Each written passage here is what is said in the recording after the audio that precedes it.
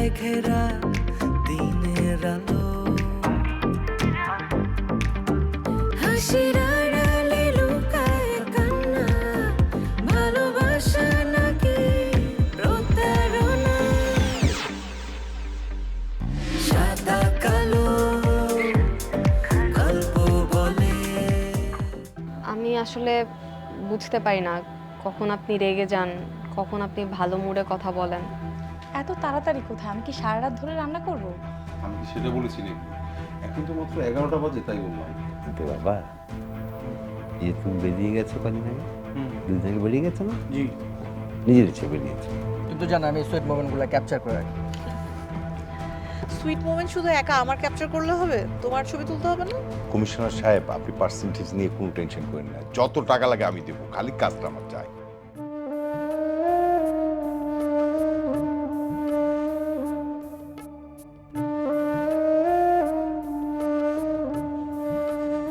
Hello বাবা। বল। বাবা আসসালামু আলাইকুম। ওয়ালাইকুম আসসালাম। তুমি কেমন আছো বাবা? আমি ভালো আছি, তুই কেমন আছিস রে মা? আমি ভালো আছি বাবা। ভালো আছিস বুঝলাম, কিন্তু তোর গলাটা এরকম ভারী ভারী লাগতেছে, কি ঠান্ডা ঠান্ডা লাগছে নাকি?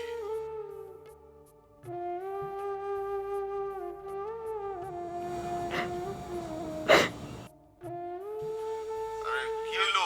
কথা কস না কেন? তুই কাঁদতেছিস কেন? কি হইছে? হ্যাঁ? আরে কথা বলিস না কেন? কি হইছে বলবি তো? না বললে আমি কিভাবে বুঝবো? কি হইছে তোর? কান্নাকাটি করতেছিস কেন?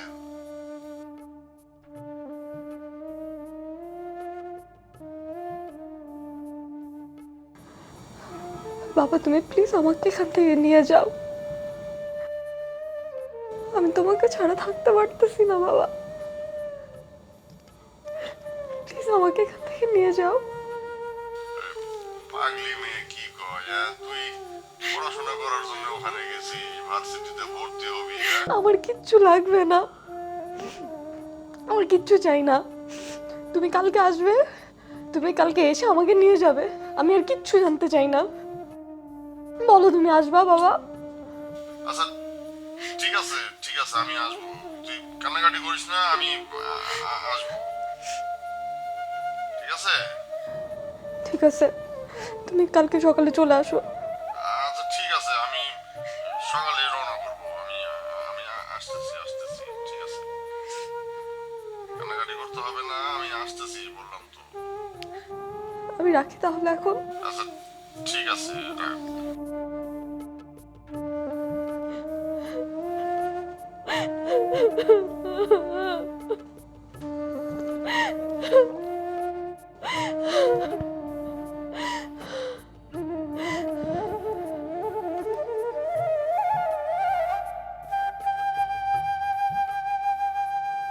যাক, খুব খুশি হইলাম, মানে এত বলার পরেও তুই যে শেষ পর্যন্ত আমার কাছে আসলি।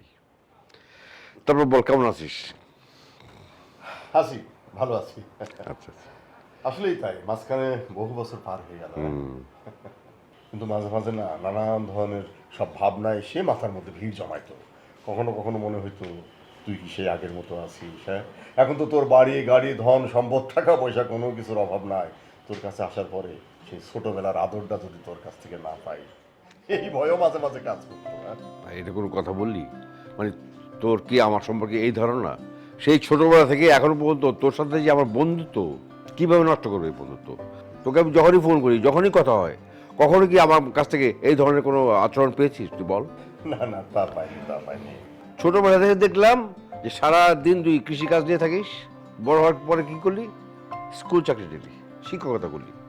কত করে বললাম আয় ঢাকায়, ঢাকায় আমার ব্যবসাটা যদি তুই দেখতি, তা তো অনেক টাকা। তুই তা না করে গ্রামে পড়ে রইলি। আচ্ছা যাক, ওসব কথা বাদ দে তো। শোন, তোর একটা কথা মনে আছে? বল। হ্যাঁ বল।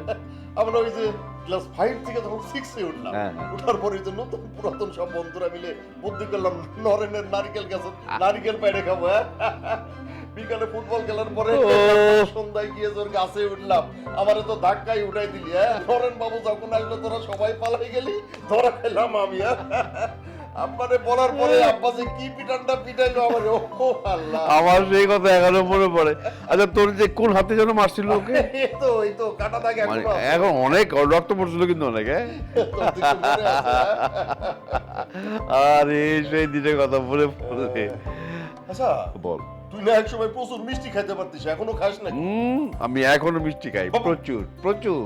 বলিস কি? হ্যাঁ। তোর তো ডায়াবেটিস, তুই তুই কি- মিষ্টি খাস কেমনে? আর দুধ, এখন ডায়াবেটিস কোনো ব্যাপারই না, বুঝছিস? এখন সুগার ফ্রি মিষ্টি পাওয়া যায়, সুগার ফ্রি। এই যে, হ্যাঁ, মানে আমি গ্রাম থেকে আসছি, হ্যাঁ, গ্রামের বন্ধুরে পায়ে একবার বলদ বানাই দিলি। No, হ্যাঁ? no, no. সুগার ফ্রি মিষ্টি, হ্যাঁ? আরে। মিষ্টি ছাড়া মিষ্টি হয় কি যে বুঝাস না আমারে, হ্যাঁ? শোন শোন,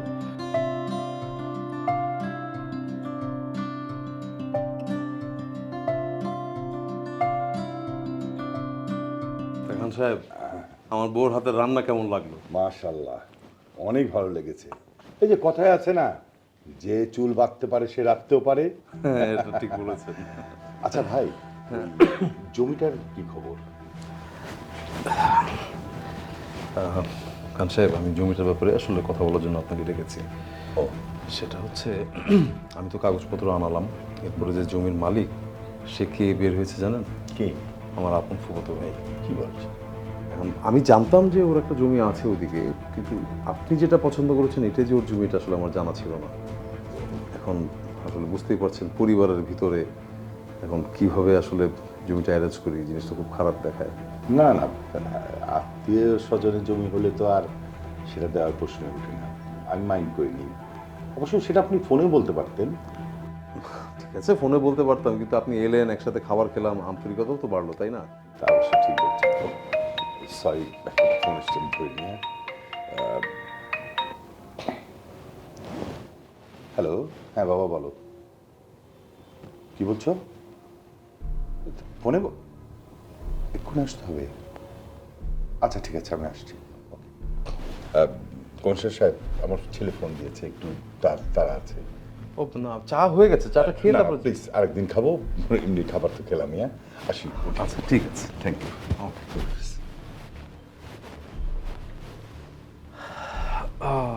যাক, আমার কাজ তাহলে হয়ে গেল। খান সাহেবও ম্যানেজ, জমিটাও আমার হবে।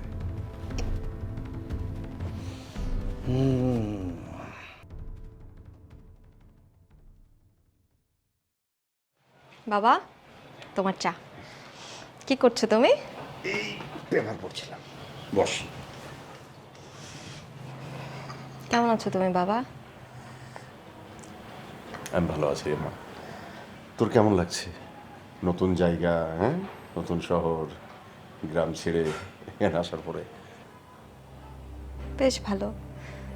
আঙ্কেল অনেক ভালো মানুষ, আমাকে অনেক যত্নে রেখেছে। শুধু কোথায় যেন একটা অভাব অনুভব করি বাবা। অভাব? কিসের অভাব? মানে টাকা পয়সা না অন্য কিছু? আমি তোমার অভাব ফিল করি বাবা। আমার তো তুমি ছাড়া কেউ নাই। এই শহরে আমি এসে পুরো একা হয়ে গিয়েছি। কতদিন তোমাকে দেখি না, তোমার সাথে কতদিন একসাথে বসে ভাত খাই না আমি। তোকে ছাড়া একা একা থাকতে আমারও খুব খারাপ লাগে রে মা, খুব খারাপ লাগে। মানে যেদিকে তাকে সবকিছু খালি খালি লাগে, সবকিছু কেমন যেন খাওয়া খাওয়া করে। আমিও তো তোকে ছাড়া কোনোদিন একা একা থাকিনি রে মা। খেতে বসলে তোর কথা মনে হয়, স্কুলে যাওয়ার সময় তোর কথা মনে হয়, প্রত্যেকটা কাজে তোকে আবার মনে পড়ে। খুব খারাপ লাগে রে মা, তোর জন্য আমার খুব খারাপ লাগে। তুমি তুমি ঠিক মতো খাওয়া দাওয়া করছো না না বাবা? দেখো তোমার শরীরের কি অবস্থা, তুমি শুকিয়ে গেছো। কি হয়েছে বলো তো? আসলে হয়েছে কি জানিস, ওই মেয়েরা না মায়ের মতো হয়। মানে মারা যেভাবে শাসন করে তারপরে ওই যে কয়েকদিন যদি মার চোখের আড়ালে যাওয়া যায়, মার সামনে আসলেই কিরে তুই মনে হয় খাওয়া দাওয়া করিসনি ঠিকভাবে, শুকাই গেছিস, সেটা ওইটা হ্যান ত্যান, মানে আর কি। আর ওষুধটা খাই, ঠিকভাবেই খাই, ওই মাঝে মাঝে দু একবেলা মিস হয়ে যায়। কেউ নাই তো যে আমাকে মনে করাই দিবে, বাবা তুমি ওষুধটা খেয়েছো কিনা, আসলে ভুল হয়ে যায় মাঝে মাঝে। তাহলে তুমি কি, তুমি আমার ছেলে না? হ্যাঁ, তুই তো আমার মা, আমি তোর ছেলে। হ্যাঁ, আমার এখানে থাকতে ইচ্ছে করছে না বাবা, আমি তোমাকে ছাড়া থাকতে পারতেছি না। আমি জানি রে মা, আমি জানি তোকে ছাড়া আমারও একা একা বাড়িতে থাকতে খুব কষ্ট হয় রে মা। পুরা বাড়িটা কেমন যেন খা খা করে, সেদিকে তাকাই সেদিকে সবকিছু খালি খালি মনে হয়। মন খারাপ করিস না, এই তো আমি চলে আসছি, আমি তোকে নিয়ে যাবো রে মা, আমি তোকে নিয়ে যাবো।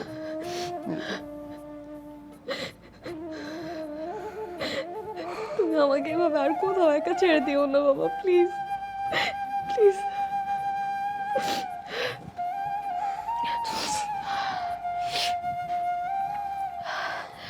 তুমি একটা কাজ করো, চাটা শেষ করো, আমি একটু খাবারের ব্যবস্থা করি। ঠিক আছে।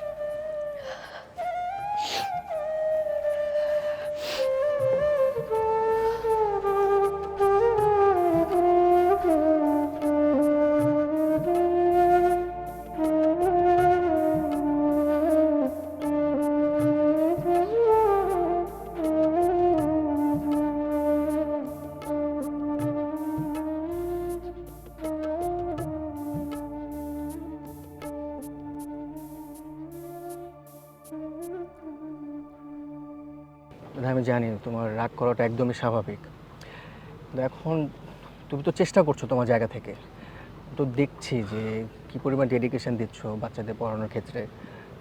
কেউ পড়তে চাচ্ছে না, জোর করে পড়াচ্ছ। এখন ওরাও পড়তে চাচ্ছে না, তোমাকে দেখলে ওরা পালিয়ে যাচ্ছে। প্রবলেমটা আই থিঙ্ক অন্য কোনো জায়গায়।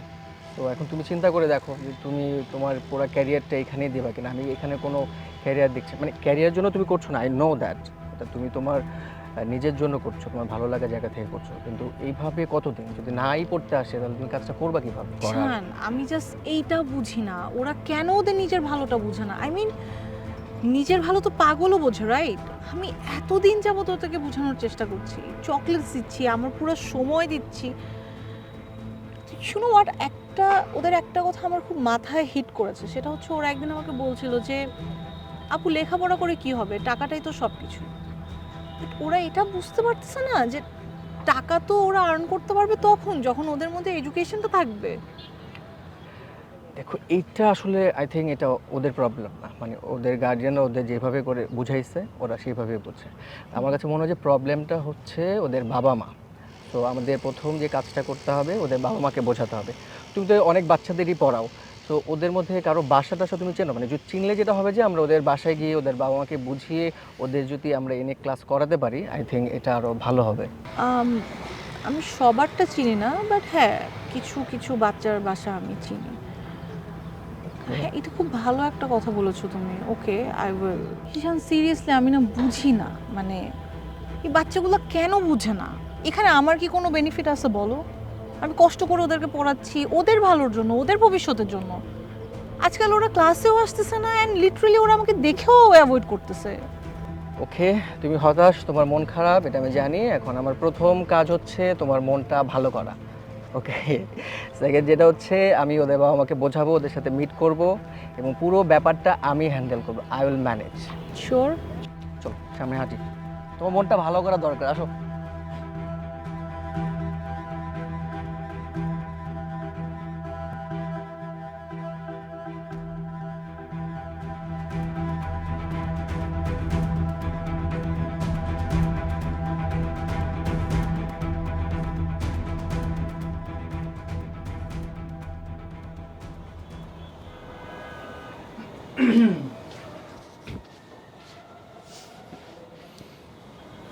তো কেমন আছেন আপনি? ভালো, আপনি? ভালো, মেট্রো রেলের মতো। Metro rail? একটু কনফিউজ করলাম আপনাকে। ওকে, আপনার সাথে মোস্ট প্রবাবলি আমার আর কখনো দেখা হবে না, তাই না? দেখা হবে না কেন? এই যে আমি চলে যাচ্ছি।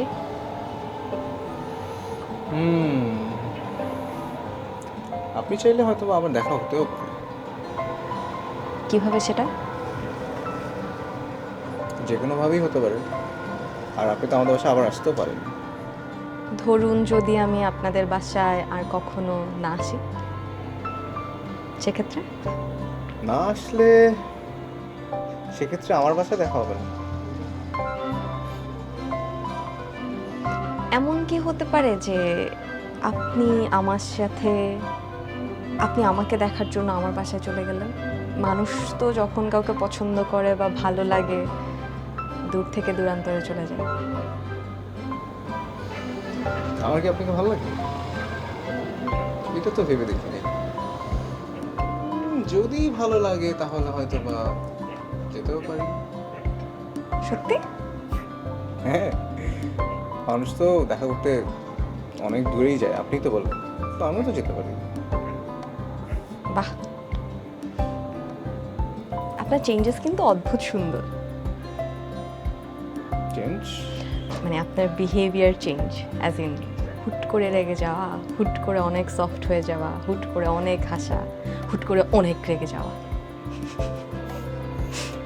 আসলে এটা আমার চেঞ্জেস না, আমি মানুষটাই এরকম। আপনি আমাকে নতুন দেখেছিলেন তো, তাই একটু অন্যরকম লাগছে।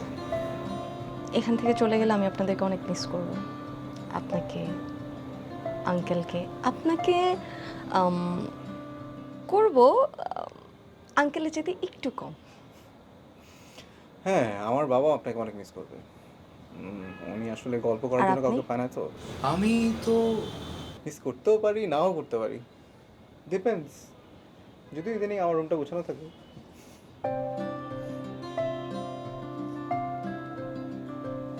তো ভাবছিলাম আপনাকে নিয়ে একটু বের হবো। তো কখন? এখন না, এখন তো অলরেডি রাত হয়ে গেছে। সো সকালবেলা বের হবো, তখন দেখতে পাবো। কোথায় নিয়ে যাচ্ছেন আমাকে তাহলে? এই তো শহর ছেড়ে একটু দূরে, আবার শহরের মধ্যে, অল্প সময় যতটুকু যাওয়া যায়। ঠিক আছে, তাহলে আমি রেডি হয়ে থাকবো, আপনি আমাকে পিক করলেন। পিক করার কি আছে, আমরা তো দুজন সেম বাসায় থাকি। সেম বাসায় থাকি, কিন্তু আপনি কখন বের হন, কখন বাসায় আসেন, কেউ সেটা জানে না, একমাত্র আপনি ছাড়া। আমি ছাড়া আর একজন জানে। কে? কে? আপনি।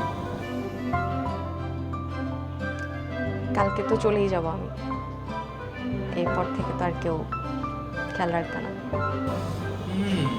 আমার রুমটাও থাকাকালীন অনেক গোছানো ছিল, হয়তো আর গোছানো থাকবে না। আপনি একটু গুছানো হলেই পারেন।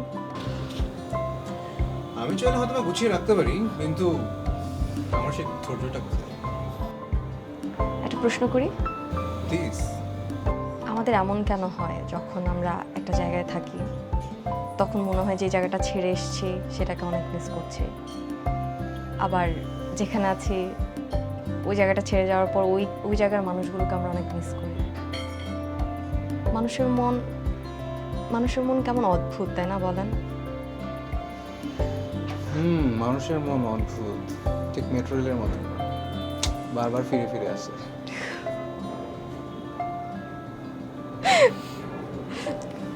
আপনাকে মেট্রো রেল অনেক পছন্দ? আমার মেট্রো রেল পছন্দ না, তাহলে? মেট্রো রেলের গতিবিধি পছন্দ। ও তুমি ওর বাসায় থাকো না, এইটার জন্যই তো তুমি চলে গেছো।